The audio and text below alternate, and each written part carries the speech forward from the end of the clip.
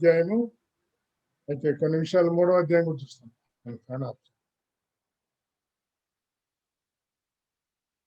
నాలుగవ అధ్యాయంలోని మొదటి 4 వచనాలు నేను చదువుతాను, గమనించండి.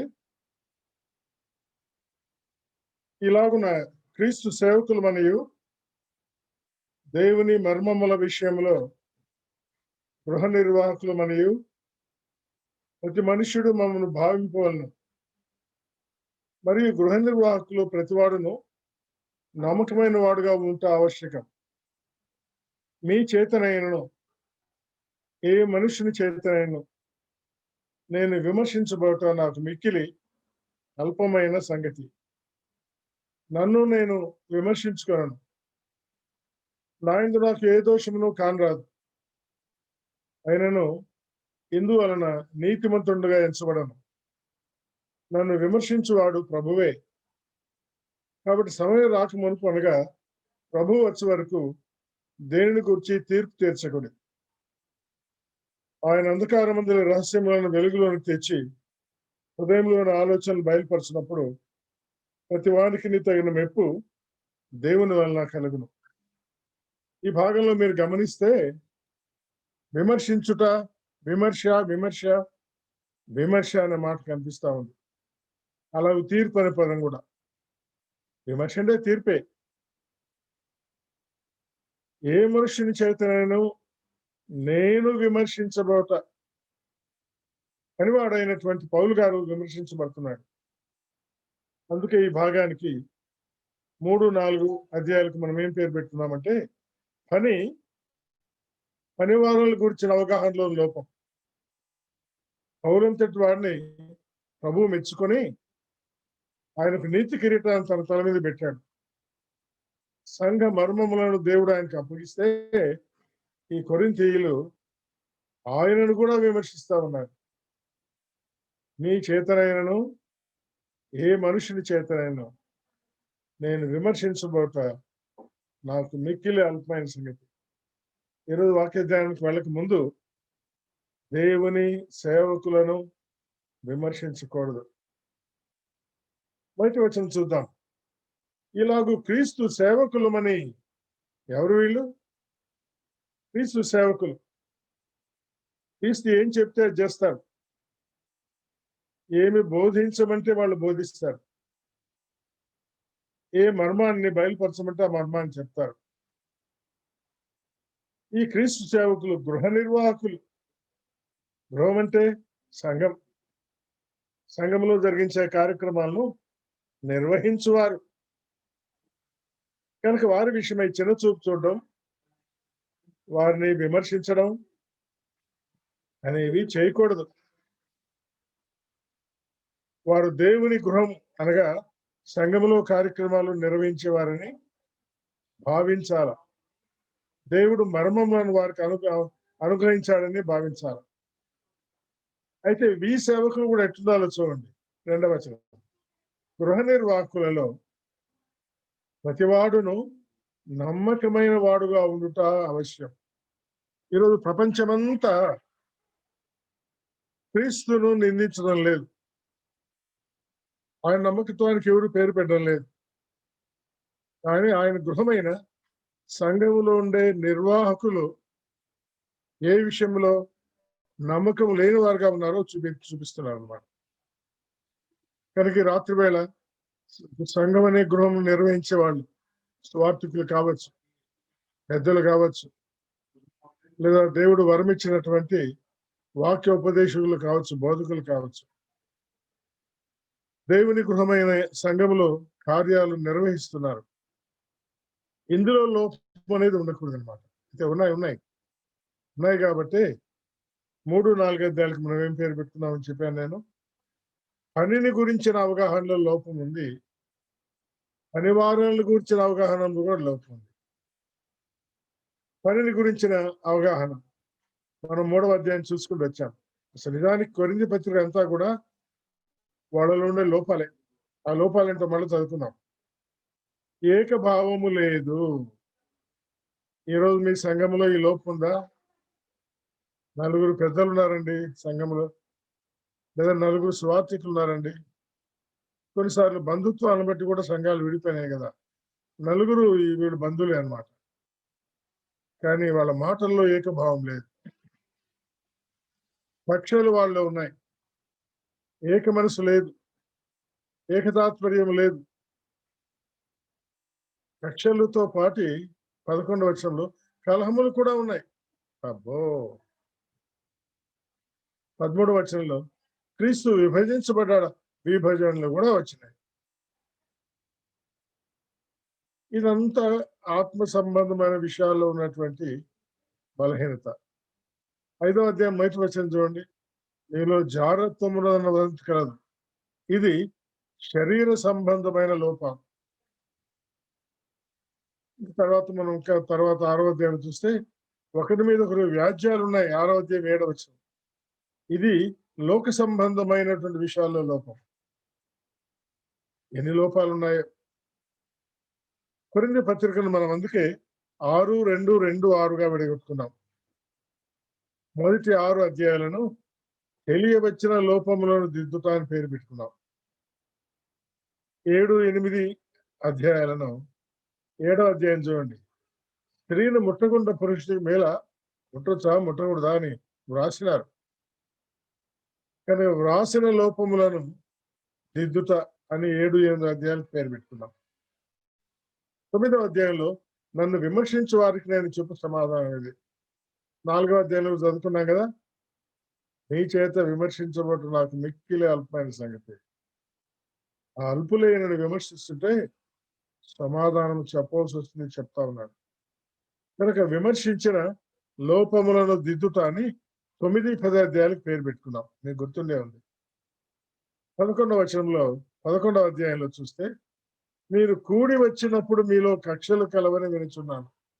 కూడి వచ్చి ప్రభురాత్రి భోజనాన్ని ఆచరిస్తున్నారు కక్షలతో. అబ్బా! ప్రభురాత్రి భోజనాలు కక్షలే అన్నమాట. ప్రభు బలమైన కక్షలు. ఇక 12, 13, 14 అధ్యాయాలు వరములు వాడుకుంటలో లోపం. 15లో పునరుద్ధానముల గురించిన అవగాహన లోపం. 16లో సందా ప్రోగు చేయటం లోపం. అందుకే ఈ పత్రికలో లోపములను దిద్దుటానికి పేరు పెట్టుకోవాలి. సరే అంతా మర్చిపోతాం కానీ మొదటి 6 అధ్యాయాలు మాత్రం గుర్తుంచుకుందాం. తెలియవచ్చిన లోపములను దిద్దుతున్నాడు. మరి కొరింథీ ఎక్కడుంది అనుకున్నాం మనము? కొరింథీ అకయ లేదా గ్రీస్ దేశంలో ఉంది. ఈ మ్యాప్ లో మీకు మధ్యలో కనిపిస్తా చూడండి. వంకాయ రంగుతో కనిపిస్తా ఉంది. అదే కొరింథీ అన్నమాట. వంకాయ రంగుతో కనిపిస్తా ఉంది ఈ కొరింథీ. ఈ వైలెట్ కలర్ అంతా కూడా ఇది కొరింథీ పట్టణం. ఇది గ్రీసు దేశం. ఇదంతా గ్రీస్ దేశం. ఈ పైన ఉండేది మాసిదోనియా దేశం. ఇది బైబిల్ రాయబడిన సమయంలో ఇప్పుడు మాసిదోనియా దేశం తగ్గిపోయి థెస్సలోని కూడా గ్రీస్ దేశంలోకి వచ్చేసింది అనమాట. గ్రీకులు ఒలింపిక్స్ కలిగి ఉన్నారు కాబట్టి ప్రపంచంలో ఫేమస్ అయిపోయారు. బైబిల్ రాయబడిన దినాల్లో కొరింథీ ఒక ముఖ్య పట్టణం. పైన ఉన్నటువంటి గ్రీస్ దేశానికి, క్రింద ఉన్న గ్రీస్ దేశానికి మరి ముఖ్య పట్టణం, ఒలింపిక్స్ జరిగే పట్టణం. ఇది ఆనాటి కొరింథీ. కొరింథీకు మధ్య భాగంలో సముద్రం చొచ్చుకొని వచ్చింది. ఈ వైపు సముద్రం ఉంది, ఆ వైపు సముద్రం ఉంది. మధ్యలో 4 మైళ్ళు మాత్రమే భూభాగం ఉంది అన్నమాట. ఈ 4 మైళ్ళు కూడా రంధ్రం చేసేస్తే సముద్రాలు 2 కలిసిపోతాయి, పడవలు సులభంగా వెళ్తాయని దానికి పడవలు వెళ్ళేంత మార్గాన్ని కట్ చేశారు ఆ 4 మైళ్ళ దూరంలో. దాని ద్వారా మేలు ఏంటంటే అది లేకపోతే పడవలు గ్రీస్ దేశం క్రిందికి వచ్చి తిరిగి వెళ్ళాలి. కొన్ని వందల మైళ్ళు అనవసరంగా ప్రయాణం చేయాలా, కొన్ని రోజులు అనవసరంగా ప్రయాణం చేయాలా. Fuel waste, time waste. పైగా ఈ చుట్టూ ప్రయాణంలో దొంగల వలన ఆపదలు కూడా ఉంటాయన్నమాట. కానీ కొరింథీ గుండా వెళ్తే ఇవి పట్టణాలే కాబట్టి షిప్ రాబరర్స్ ఈ ప్రాంతంలో ఉండరు సామాన్యంగా. ప్రయాణంలో క్షేమం, త్వరగా వెళ్ళిపోవచ్చు, ఫ్యూయల్ ఖర్చులు తక్కువ. మరి ఇన్ని మేళ్ళు ఉన్నాయి కాబట్టి పడవలన్నీ కొరింథీకి వస్తాయన్నమాట. వచ్చినప్పుడు కొరింథీ పట్టణంకి సరుకులు కూడా ఉంటాయి కాబట్టి దించే పని ఉంటుంది. కొరింథీలో వాడుకలు లోడ్ చేస్తారు. ఆ తర్వాత సముద్ర ప్రయాణం తర్వాత కొద్ది రోజులు చేయాల్సి వస్తుంది కదా. ఇంతకు ముందు ఆహార పదార్థాల్లో వీళ్ళ కొరకైన లోడింగ్ కూడా ఉంటుందన్నమాట. కనుక డెఫినెట్ గా కొంతకాలం ఎక్కువ ఉంటారు. ఈ కాలంలో నావికులు, తర్వాత పడవ నడిపించే వాళ్ళు, అలాగే ప్రయాణికులు కూడా దిగి ఇక్కడ ఉండే దేవాలయంలో దేవదాసులు ఉంటారు 1000 మంది. ఈ దేవదాసులతో వెక్కసమైన సౌఖ్యాన్ని అనుభవిస్తారు. అది మీకు అర్థమవుతుంది. కనుక కొరింథీలో వ్యభిచారం అనేది ఆల్మోస్ట్ లైసెన్స్డ్ గా ఉందన్నమాట. అది అందరికి అలవాటైనట్టుగా ఉందన్నమాట. అసలు కొరింథీ అనే పేరు కూడా అట్లాగే వచ్చింది అనుకున్నాం కదా. వెక్కసమైన తృప్తి గలది అని అర్థం అంట కొరింథీ అంటే. అబ్బో, ప్రపంచంలో అటువంటి పట్టణాలు ఉన్నాయి, ఇప్పుడు అటువంటి హోటల్స్ ఉన్నాయి, అటువంటి అపార్ట్మెంట్లు ఉన్నాయి, అటువంటి రిసార్ట్లు ఉన్నాయి, ఏమేమో ఉన్నాయి ఇప్పుడు. ఆ రోజుల్లో కూడా ఉన్నాయి. పౌలు గారు ఈ పట్టణానికి అపోస్తల కార్యాలు 18వ అధ్యాయంలో వెళ్ళాడు. అక్కడ అకులా ప్రిస్కిలాలు కూడా ఉన్నారు. అందరూ కలిసి పనిచేస్తున్నారు. వారికి భయమైంది. భయమైతే పౌలు భయపడొద్దు, ఈ పట్టణంలో నాకు భోజనం ఉన్నారని చెప్తే పౌలు అక్కడే ఉన్నాడు. సంవత్సరం మీద 6 నెలలు అని బైబిల్లో ఉంది. అంటే 18 నెలలు అన్నమాట. ఇది 18వ అధ్యాయం కదా. 18 నెలలు పౌలు నిలిచి ఉన్న స్థలం. ఆ వివరాలు 18 వచనాల్లో ఉన్నాయని చెప్పుకున్నాం. కనుక 18 బాగా గుర్తుపెట్టుకోవచ్చు. మరి ఒలింపిక్స్ జరిగే దేశం కాబట్టి ఇప్పుడు కూడా ప్రపంచంలో ప్రాముఖ్యత కలిగి ఉందన్నమాట. ప్రపంచంలోని 7 వింతల్లో ఒక వింత జూపిటర్ విగ్రహం ఉండేది. అది తర్వాత కాలిపోయింది అనుకోండి, కానీ దాని శిథిలాలు మాత్రం అక్కడ ఉన్నాయి. ఈ పట్టణాన్ని కూడా కాల్చేశారంట రోమీలు ముందు. కానీ పడవలు వెళ్తున్న ప్రాంతం కదా, ప్రాముఖ్యమైంది, ట్యాక్సులు దండిగా వస్తాయని మళ్ళా ఆ పట్టణాన్ని కట్టుకున్నారు. ఇది పట్టణం చరిత్ర, సంఘం యొక్క చరిత్ర. కనుక కొరింథు పట్టణం సంఘం ఏర్పడిన తర్వాత వాళ్ళ లోపాలు దిద్దు నిమిత్తమై పత్రిక రాశాడు. మనం ఈరోజు 3, 4 అధ్యాయాలు ధ్యానం అనుకున్నామే. పరిచారకులు అంటే పనివారులు, వారిని గురించిన అవగాహన లోపాలు దిద్దే పనిలో ఉన్నాడు. మంచిది. ఇప్పుడు ఈ తలంపులతో వివరాలకు మనం వెళ్దాం. 3వ అధ్యాయంలో ఏం చూశారు? ఈ నమ్మిన వాళ్ళు శరీర సంబంధులుగానే కొద్దిమంది ఉన్నారు, మరికొద్దిమంది పసిబిడ్డలుగా ఉన్నారు, మరికొద్దిమంది పాలు తాగే వాళ్ళకి ఉన్నారు, మరికొద్దిమంది బలహీనలుగా ఉన్నారు, మరికొద్దిమంది ప్రకృతి సంబంధులుగా ఉన్నారు, కొద్దిమంది ఆత్మ సంబంధులుగా ఉన్నారు. నేను చెప్పినవన్నీ మీరు విని ఉంటే 6 రకములైన వ్యక్తులు ఆ సంఘంలో ఉన్నారు. ఈరోజు సంఘాలు కూడా ఉంటారు. ముందు శరీర సంబంధులు, కానీ నమ్మిన తర్వాత కూడా శరీర సంబంధులుగా ఉంటారు. నమ్మిన ప్రారంభ దినాల్లో పాలు తాగొచ్చు, కానీ జీవితకాలంతో పాలు తాగుతానే ఉంటారు. నమ్మిన ప్రారంభంలో పసిబిడ్డలుగా ఉండవచ్చు, జీవితకాలం అంతా పసిబిడ్డలుగా ఉంటారు. నమ్మిన ప్రారంభ దినాల్లో బలహీనలుగా ఉండవచ్చు, జీవితకాలంతో బలహీనలుగా ఉంటారు. కొద్దిమంది నమ్మారంటారు కానీ అసలు నమ్మిన జీవితమే కనిపించదు. ప్రకృతి, వరల్డ్లీ, లోక సంబంధమైన వాళ్ళుగానే ఉంటారు. కానీ సంఘంలో ఉంటారు, చాలా మంది అయితే ఉంటారు. ఇలాంటి వారు స్వార్థికుల్లో కూడా ఉన్నారు, కాపురులైన వాడి పెద్దల్లో ఉన్నారు, మరి వాక్యోపదేశకులు కూడా ఉన్నారు. నేను ఈ మాటలు ఎందుకు చెప్తున్నా అంటే, ఏం నేర్చుకోరు, ఎన్ని వాక్యాలు చెప్తున్నా కానీ. ఈరోజు మన సంఘాల్లో కూడా ఎంత వాక్యం చెప్పినా సంఘానికి ఒక్క నాయకుడు ఉండాలన్నా అంటున్నారు. అరే బైబిల్ అలాంటివి లేవయ్యా. కాపరులు అని ఎప్పుడు బహువచనమే వస్తుంది, పెద్దలు బహువచనమే వస్తుంది, పై విచారణ చేయువారు బహువచనమే వస్తుంది.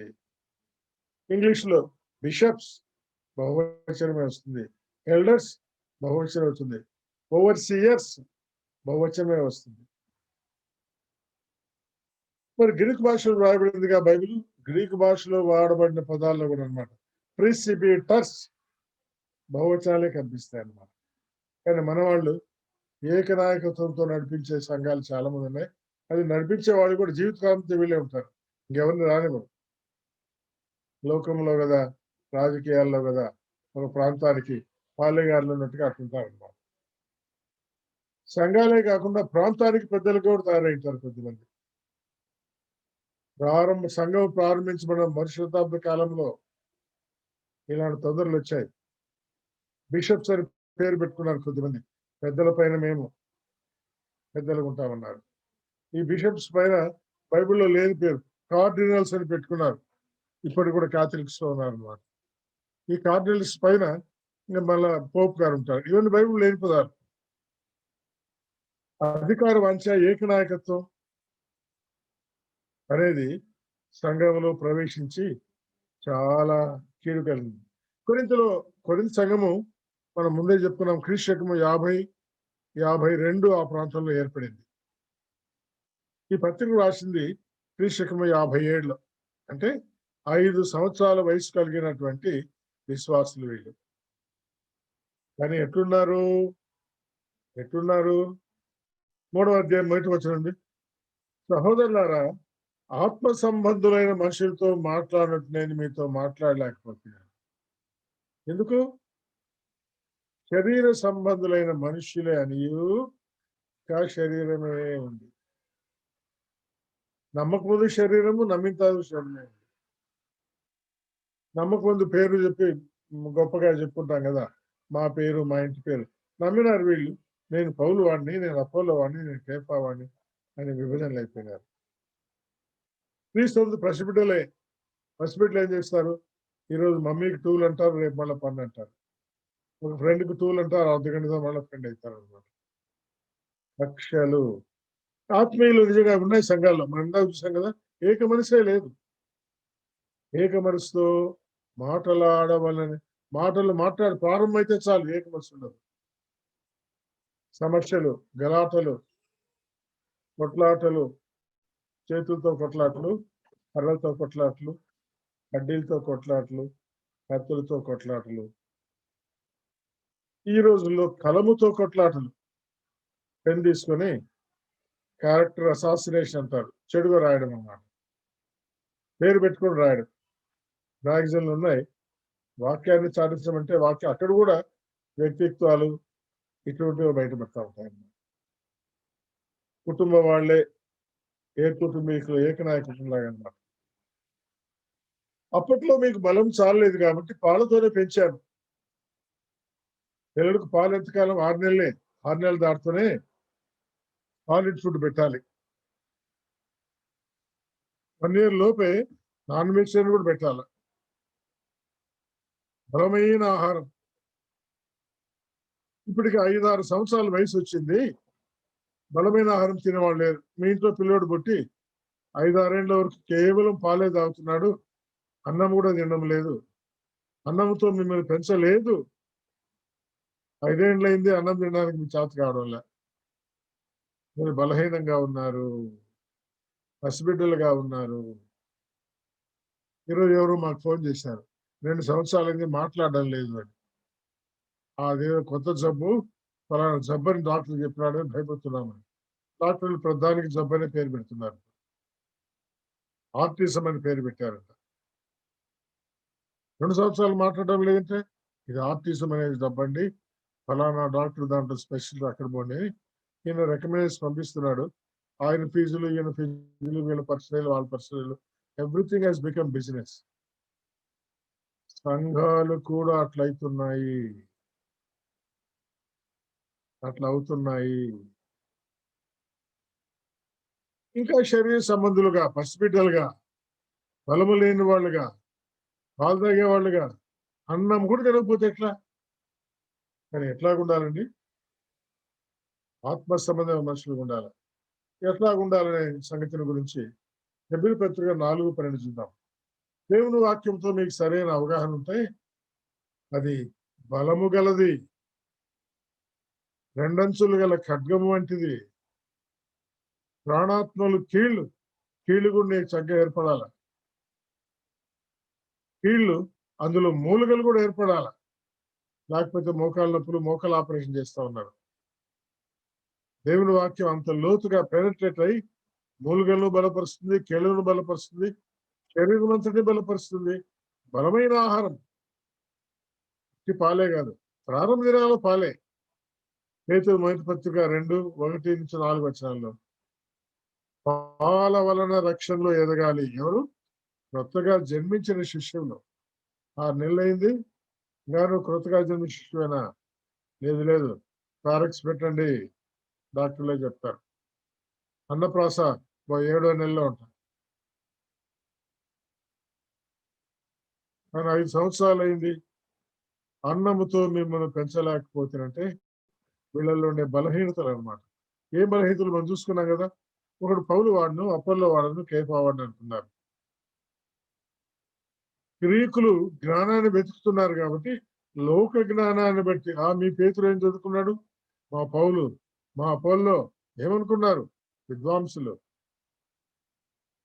లోక జ్ఞానాన్ని ఆధారం చేసుకోవడం గ్రీకులకు ఉంటుంది. ఎందుకంటే జ్ఞానమే దేవుడు అని వాళ్ళ తలంపు అనమాట. పాలు నిత్యం తాగాలని కాదు, పాలు తాగే వయసు ఉంది, అన్నం తినే వయసు ఉంది, బలమైన ఆహారం మీకు తగిన వయసు కూడా ఉంది. 5-6 ఏళ్ళు ఏంటంటే బలమైన ఆహారం తినాలా, ఎముకలు బలపడాలి. మనం ఎప్పుడు అనుకున్నా కదా, మూలికలు బలపడాలి, కీళ్లు బలపడాల, ఏదో పైపైన చేయిచేవుగా అట్లా కాదు. ఆత్మీయంగా వీళ్ళకి వాక్యం ప్రకటించబడింది. కానీ పేతురు గారు బోధించాడు, అపోల్లో బోధించాడు, పౌలు బోధించాడు, ఇంకా అనేకులు బోధించారు. కానీ అయితే సరి అయినటువంటి అనుభవం వాక్యంలో నేర్చుకోలేదు. మరి వాక్యం వింటున్న మీరు నేర్చుకున్నారా? ఆ తర్వాత 5-9 చదువుకున్నాం మనం. పౌలు ఎవడు, అపోల్లో ఎవడు? పౌలు తనని గురించే, పౌలు ఎవడా అన్నాడు. ఒకడు నాలాంటి వాడు పౌలు ఎవడంటే ఆయన బాధపడినేమో. ఆయన నేనే తన గురించి చెప్పుకున్నాను. ఈరోజు మీరు సంఘాలకు చెప్పాలి, భక్తప్రసాద్ ఎవడా, ఎందుకు ఆయన ఇంపార్టెన్స్ ఇస్తున్నారు మీరు అని నేనే అనాలన్నమాట. ఎందుకు ఆయన లక్ష్య పెడుతున్నారు అని నేను అనాలి. నేను ఎవరో కాదు, దేవుడు నీళ్లు పోయి పోసి అంతే. వృద్ధి కలిగించిన వాడు దేవుడు. ఈసారి వర్షాలు బాగా పడినాయి, పంట వచ్చిందంటే నీళ్ళు కుళ్ళిపోయినాయని చెప్తున్నారు. ఉల్లిగడ్డలు 100 రూపాయలు కేజీ. మరి వృద్ధి రాలేదే? రాలేదు, వృద్ధి రాలేదు. కనుక వృద్ధి కలుగుజేయి దేవుళ్ళలోనే కానీ నాటు వానలో నీళ్ళు వానలో ఏం లేదు. సంఘాల్లో చాలా మంది నేను వాక్యం చెప్పినా, నేను నాటినా, నేను రక్షించిన అనేవాళ్ళు కూడా ఉన్నారు. నేను బాప్తిసం ఇచ్చినా, ఇస్తేమి, నేను నీళ్ళలో ముంచకుండా ముంచినా అంతే కదా, నువ్వు చేసిందేం లేదు. దానికి నీకు దేవుడు విడిచిపెట్టాడా? నాటువాడు నీళ్లు పోయేవాడు అంటే ప్రతివాడు తాను చేసిన కష్టం జీతము పుచ్చుకొనను. దేవుడు నీకు పేమెంట్ కూడా ఇచ్చేశాడు. నిన్ను బాప్తిసం వల్ల ఎవరైనా నేసంగా వాడిని పిలిచిపోయినావే, వాళ్ళు నీకు డబ్బులు కూడా ఇచ్చి పంపించింటారు, నీ ఛార్జీలు ఇచ్చింటారు, పైన నీకు గిఫ్ట్ లాగా కవర్లో కూడా పెట్టించే ఉంటారు. చాలు, అంతే. నీ వరకు ఎవరికి చెందిన వాళ్ళు వీళ్ళందరూ? వృద్ధి కలుగు చేసిన దేవునికి చెందిన వాళ్ళ సంగతి మనం మర్చిపోదు. అందుకే ఆ తర్వాత 9వ వచనంలో మేము దేవుని జత పని వారమైనాం. పనివారిని గురించిన అవగాహన. పౌలు, అపోల్లో, కేఫా ఎవరు? జత. మేము జతగా ఉంటే మీరు మా పేర్లు పెట్టుకొని విడిపోవడం లోపమా కాదా అని చెప్తున్నారు అన్నమాట. మేము దేవుని వ్యవసాయం, దేవుని గృహం, దేవుని గృహం. ఈ మాటల గురించి ఆలోచన చేస్తే ఈరోజు సంఘాల్లో నాటిన వాళ్ళు, నేను వాక్యం చెప్తుంటా ఆయన రక్షించబడ్డాడన్నా, ఈ రక్షించబడిన వాడు కూడా నేను సుందర్ సింగ్ గారి దగ్గర రక్షించబడ్డాను అనేవాళ్ళు ఉన్నారు. సుందర్ సింగ్ బాప్సం ఇచ్చినారని నాకు అనేవాళ్ళు ఉన్నారు. ఈరోజు మన మధ్య కూడా ఫాక్స్ గారు నాకు బాప్సం ఇచ్చినారు, గిరుపు గారు నాకు బాప్సం ఇచ్చినారు, ఇంకో ఆయన నాకు బాప్సం ఇచ్చినారు అనే వాళ్ళు కూడా ఉన్నారు. ఎవరిచ్చినా ఒకటే, వాళ్ళు నాటే వాళ్ళు కానీ నీళ్లు పోసే వాళ్ళు కానీ వాళ్ళకి దేవుడు జీవితం ఇచ్చాడు, పంపించేశాడు. వాళ్ళ యొక్క ప్రమేయం ఏం లేదు దాంట్లో. గుర్తుంచుకోండి, వాళ్ళు కానీ మీరు కానీ చేసిన పనిని పరీక్షించే దేవుడు ఒక ఉన్నాడు. మరి పౌలు గారు నేనైతే నేర్పైన శిల్పకారుని లాగా పునాది వేశాడు. ఓ, ఎంత బాగా వేశాడు, అందుకే ఆయనకు బహుమానం. కొరింథీయులకు రాయబడిన 2వ పత్రిక, తిమోతికి రాయబడిన 2వ పత్రిక 4వ అధ్యాయం 6, 7, 8 వచనాల్లో ఆయనకు దేవుడు బహుమానం ఇచ్చాడు, నీతి కిరీటం ఇచ్చాడు బహుమానంగా.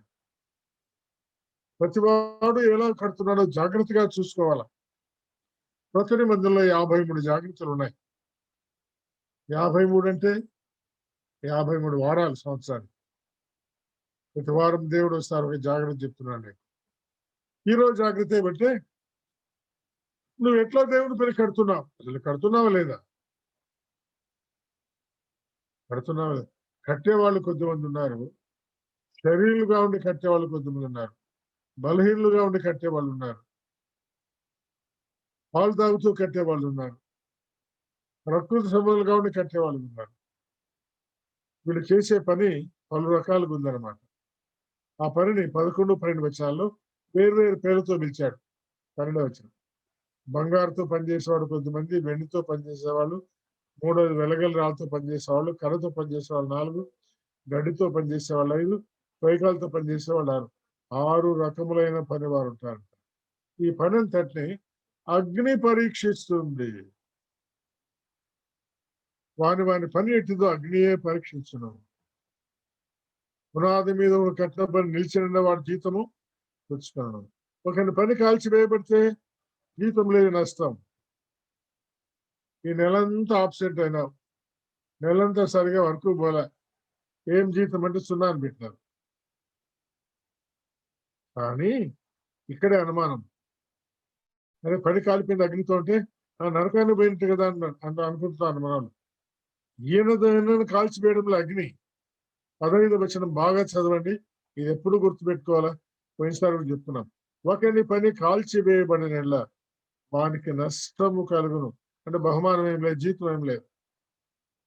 తర్వాత వచనం అండర్లైన్ చేసుకుని మీ బైబిల్లో రెడ్ పెన్తో అండర్ చేసి ఉంటుంది. అతడు తన మట్టుకు రక్షించబడును. రక్షణ పోయిందా? రక్షణ కాలిపోయిందా? రక్షణ కాలిపోదు. చాలా మంది క్రైస్తవ శాఖలు రక్షణ పోతుందని బోధిస్తూ ఉంటే మన వాళ్ళు కూడా రేడియోలో వర్తమానం, టీవీలో వర్తమానమే పోతుందని చెప్పేవాళ్ళు చాలా మంది ఉన్నారు. గొప్ప గొప్ప బోధకులు ఉన్నారన్నమాట. తన మట్టుకు రక్షించబడను అండర్లైన్ చేసుకోండి.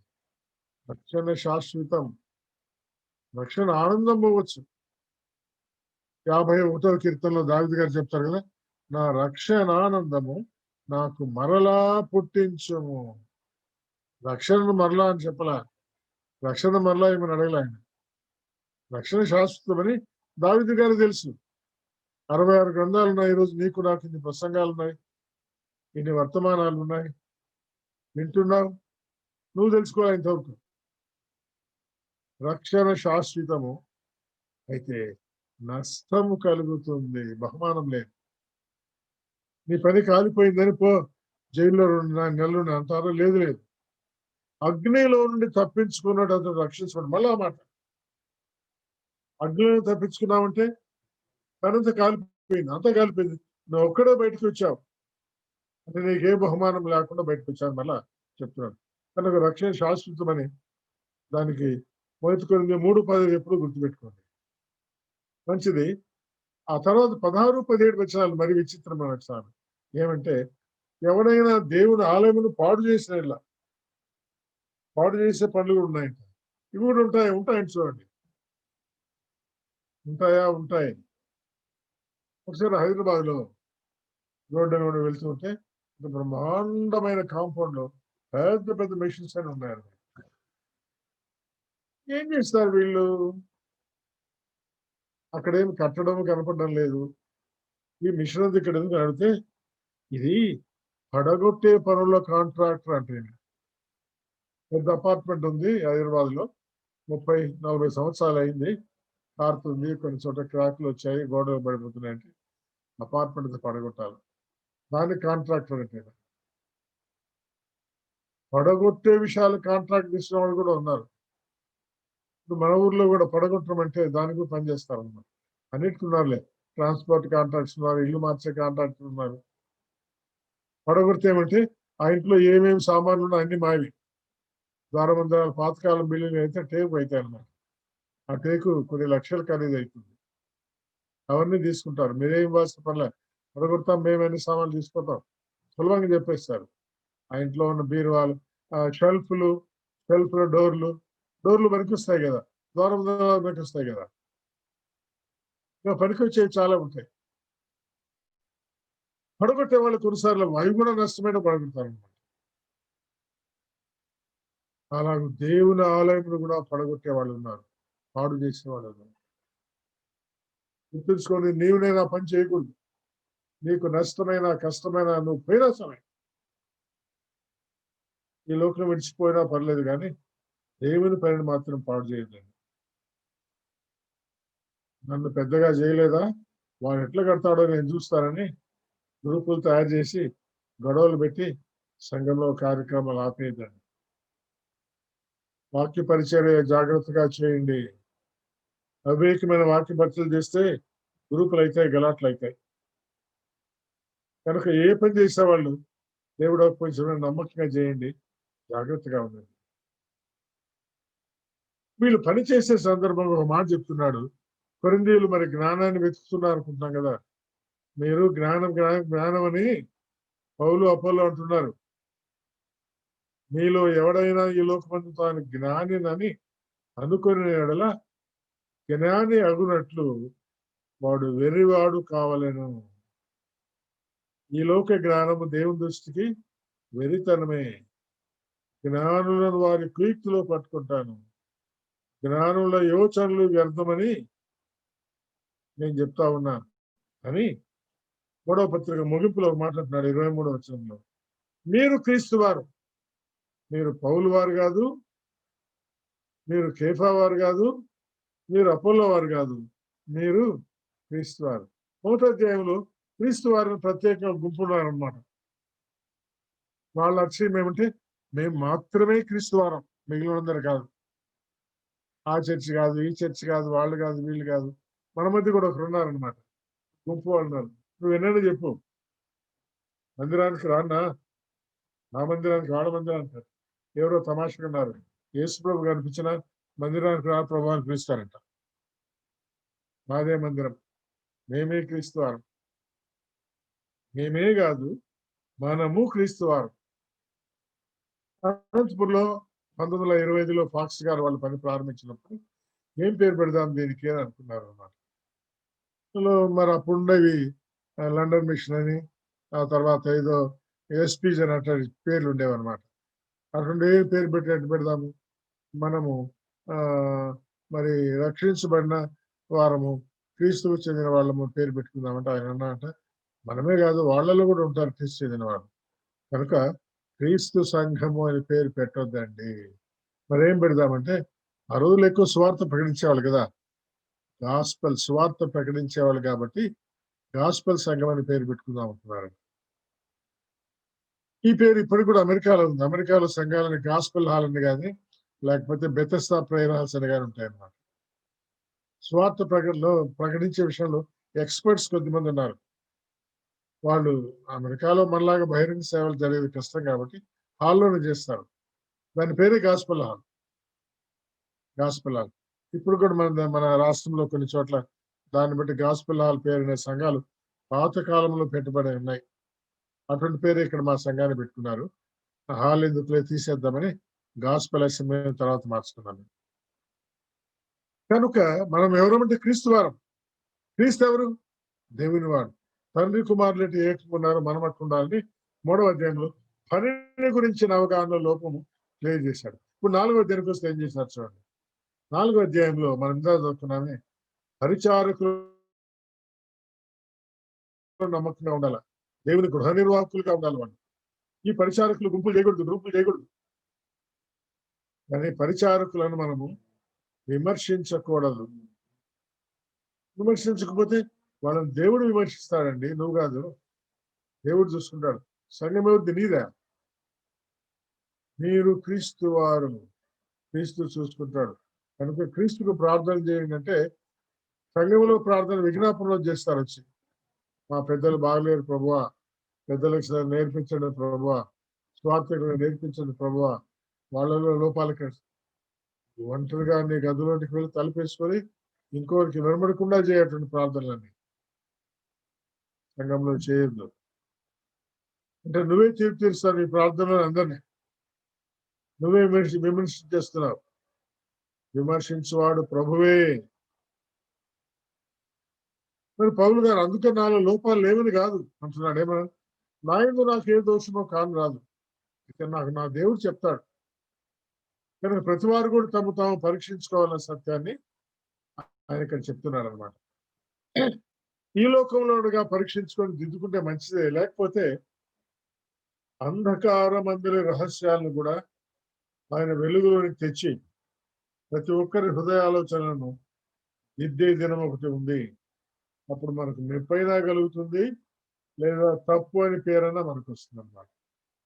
మెప్పు చేసిన వాడనే బహుమానం దొరుకుతుంది, తప్పులు చేసిన వాడనే నష్టం కలుగుతుంది. అదే మనం 3వ అధ్యాయంలో కూడా చూస్తున్నాం.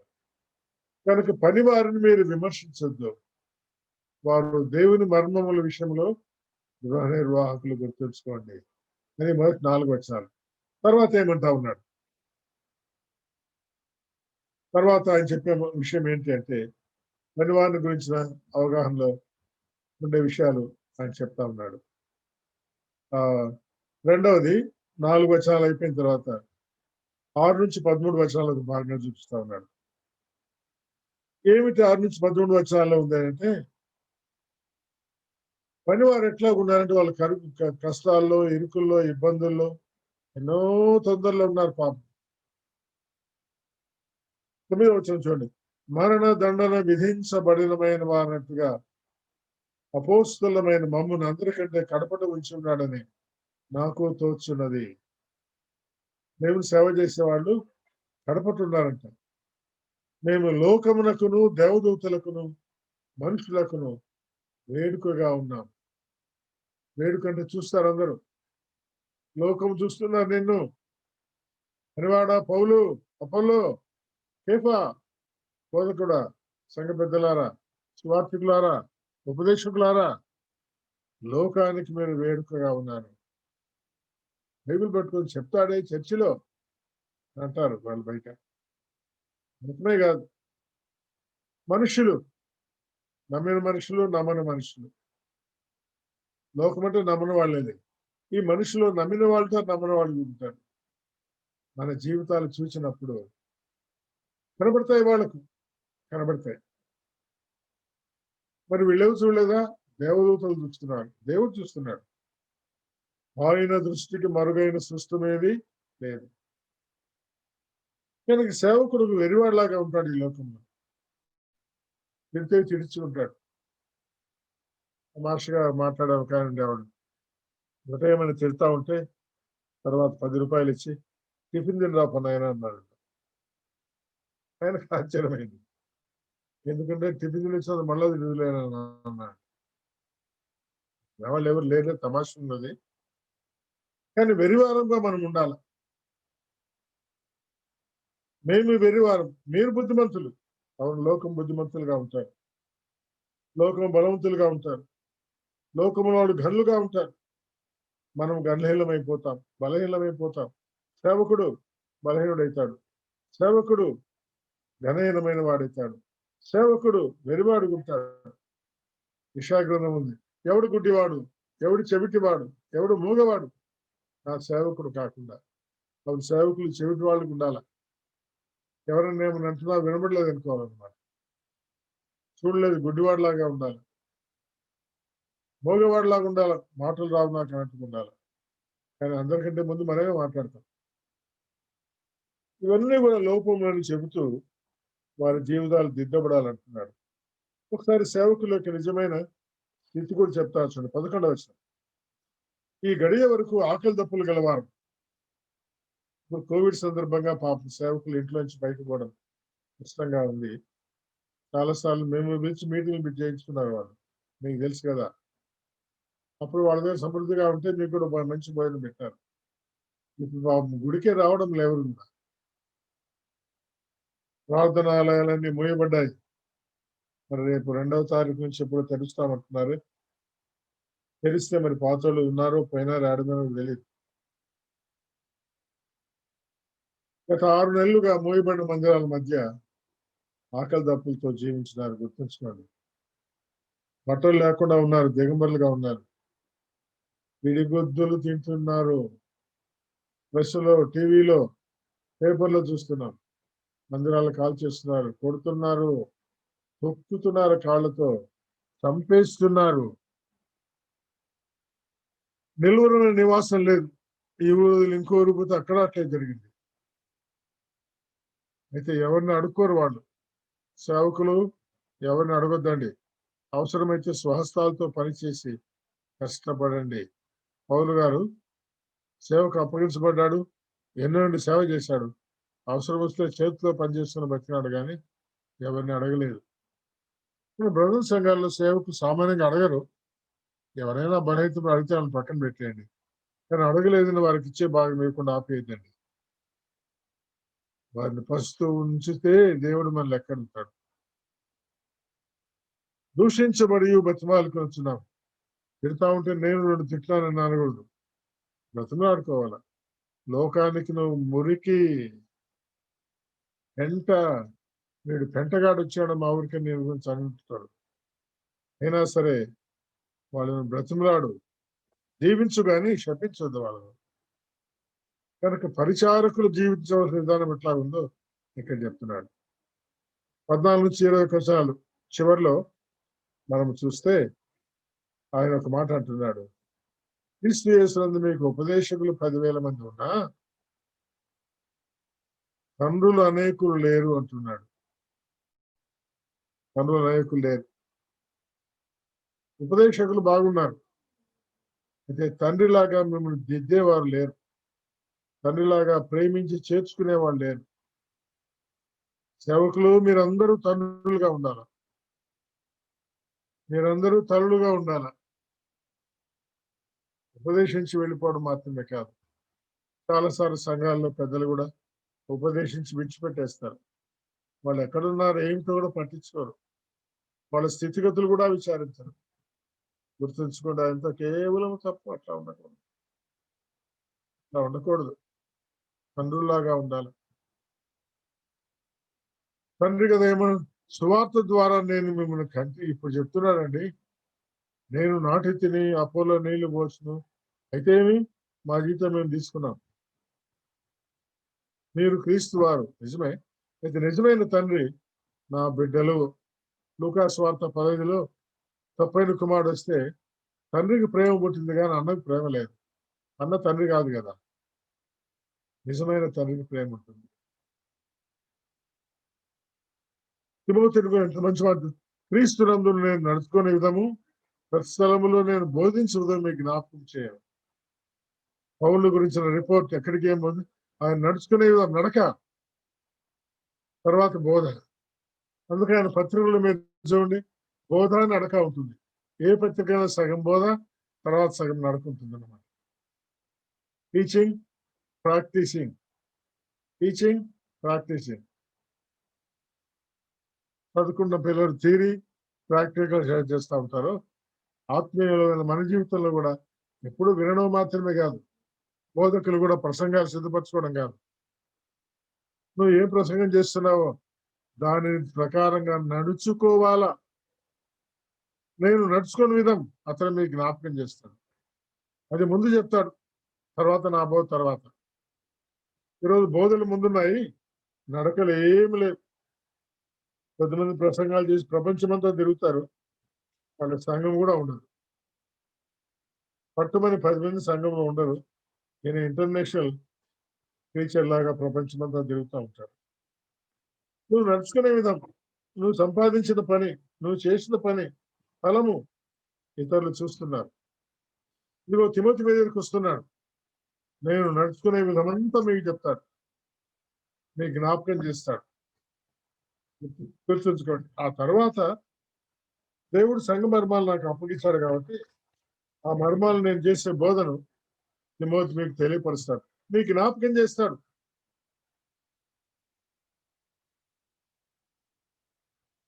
నేను మీ ఎద్దుకు రానని అనుకుని కొందరు పొంగుచున్నారు. ఇంతకు వస్తానండి, వస్తా రానని అనుకుంటున్నారే.